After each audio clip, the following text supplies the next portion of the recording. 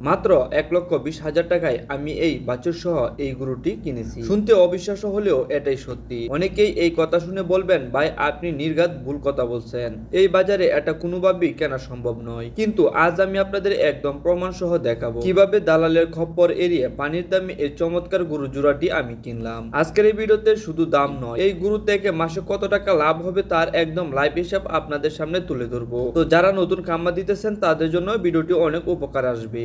আর খামার শুরুর আসল টিপস জানতে ভিডিওটি একটু না টেনে সম্পূর্ণ ভিডিওটি দেখতে থাকুন। অনেকে ভাবছেন 1,20,000-এ এখন ভালো জাতের বাছু সহ গরু পাওয়া অসম্ভব। সত্যি বলতে হাটে বা দালালে খপ্পরে পড়লে এই গরুর দাম নিশ্চিত 1,50,000 টাকা।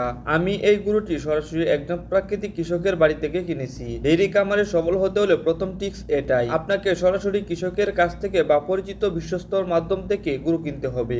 এতে আপনার ভালো গরু এবং বাড়তি টাকা বেঁচে যায়। চলুন এবার গরুর প্রোফাইলটা দেখে নেওয়া যাক। এটি একটি উন্নত জাতের অস্ট্রেলিয়ান ফ্রিজিয়ান ক্রস জাতের গাভী এবং গরুটির শরীরের অবস্থাটা দেখেন। এই গরুটিকে একজন কৃষক তেমন ভাবে যত্ন না নেওয়ার কারণে গরুটি দেখেন কি অবস্থা হয়ে রয়েছে। আর এই যে পাশে দেখছেন এর ফুটফুটে বাচ্চাটি, খামারি ভাইদের জন্য বকনা অথবা ষাঁড় বাছুর মানেই কিন্তু বোনাস। কারণ যদি বকনা বাছুর হতো তাহলে ভবিষ্যতে এটি থেকে আরেকটি গাভী তৈরি হতো। এখন যেহেতু এটা ষাঁড় বাছুর তাতেও কোনো সমস্যা নেই। এ ধরনের বাছুর খুব তাড়াতাড়ি বড় হয় এবং বিক্রির সময় ভালো পরিমাণে টাকা পাওয়া যায়। আর এই গাভীটির এটি হচ্ছে দ্বিতীয় বাছুর, অর্থাৎ উলানের গঠন এবং দুধের ধারণ ক্ষমতা এখন সবচেয়ে সেরা পর্যায়ে আছে। এবার আসি সবচেয়ে গুরুত্বপূর্ণ প্রশ্নে, দুধের হিসাব। এই গাভীটি দিনে প্রায় 10 থেকে 12 লিটার দুধ দিচ্ছে।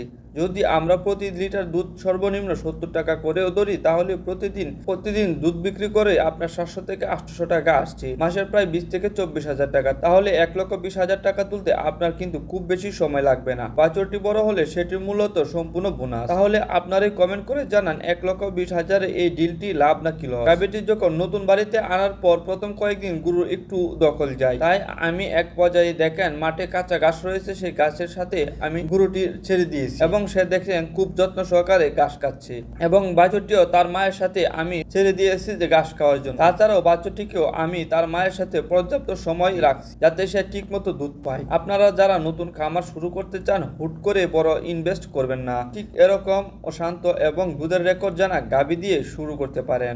তো বন্ধুরা, আজকের ভিডিওটি কেমন লাগলো, এই গরুর জোড়াটি আপনাদের কেমন লেগেছে তা অবশ্যই নিচে কমেন্ট করে জানাবেন। ভিডিওটি ভালো লাগলে একটি লাইক দিন এবং আমাদের এই নতুন পথ চলার পাশে থাকতে চ্যানেলটি অবশ্যই সাবস্ক্রাইব করুন এবং পাশে নোটিফিকেশন বেল আইকনটি অন করে রাখুন। দেখা হবে পরবর্তী ভিডিওতে নতুন কোন তথ্য নিয়ে। সবাই ভালো থাকবেন। আল্লাহ হাফেজ।